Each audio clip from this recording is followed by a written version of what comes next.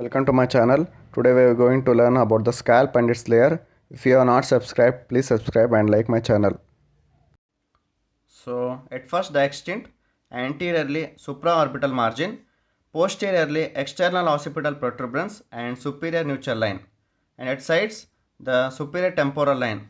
So this is the extent of the scalp, and then the layers. Scalp contain 5 layers. Those are skin, superficial fascia, deep fascia, loose aerial tissue, then pericranium. So the easy mnemonic for this is scalp itself. S is skin, C is connective tissue, and A is aponeurosis. Also it is epicranial aponeurosis, and L is loose areolar tissue. Then at last P is pericranium. So these are the layers of the scalp. So let's discuss the layers of the skull. At first the skin. It is adherent to the epicranial aponeurosis. So the epicranial aponeurosis is the third layer. So the skin is adherent to epicranial aponeurosis. And next, it has a huge number of sweat and sebaceous glands. Here the skin is over. And next, going on, the superficial fascia. It is dense in the center than peripheral. So it is denser in the center than the peripheral, and it contains blood vessels. So moving on, the deep fascia is epicranial aponeurosis and also called as glia aponeurotica, and also it contains occipitofrontalis muscles.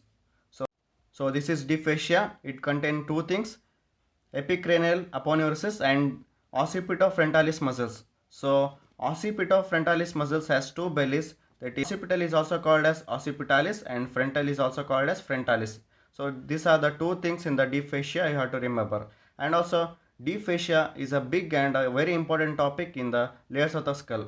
So please don't skip. So let's discuss two muscles, occipitalis and frontalis. So the difference between the occipitalis and frontalis are here.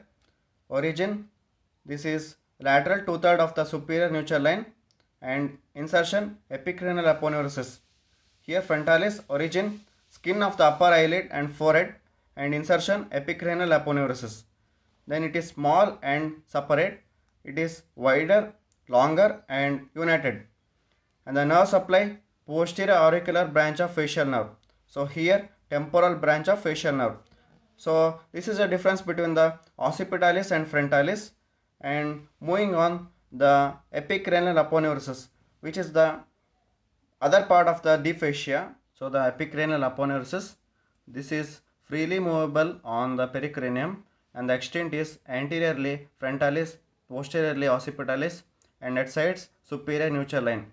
So this is about the epicranial aponeurosis, and if you analyze by the diagram, this is epicranial aponeurosis, which has extent of anteriorly frontalis. This is the frontalis muscle, and posteriorly occipitalis, and so the posteriorly it is occipitalis muscle, and at sides it is superior nuchal line. So these are the superior nuchal lines, and this is the extent of the epicranial aponeurosis. You can also learn the muscles in this diagram also, the frontalis and occipitalis, and the colored portion is epicranial aponeurosis. And at fourth, the loose areolar tissue. So the extent is anteriorly eyelids, and the posteriorly superior nuchal line, and sides superior temporal line.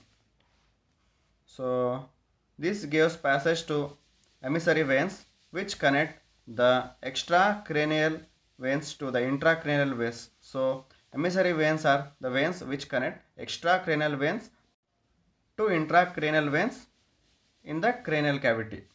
So the emissary veins are in the loose areolar tissue. So finally, the pericranium. Pericranium is a layer on the surface of the bone. This is a thin layer on the surface of the bone.